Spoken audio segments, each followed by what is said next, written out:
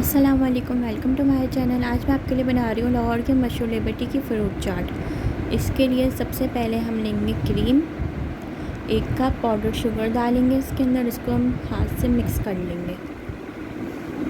फिर इसके आपको अगर मेरी रेसिपी पसंद आए तो इसको लाइक, शेयर, सब्सक्राइब ज़रूर करिएगा।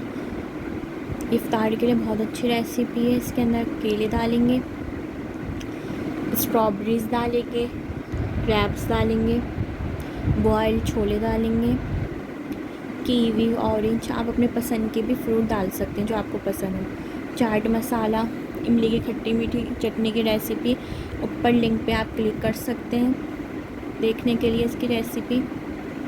इन सब चीज़ों को डाल के मिक्स करेंगे और आप इसको ठंडा भी करके सर्व कर सकते हैं। इफ्तार के लिए बहुत अच्छी रेसिपी है।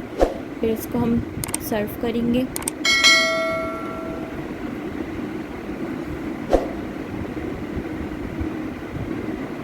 इसके अंदर आप अपनी मर्ज़ी के जो आपको पसंद हो फ्रूट वो डाल सकते हैं।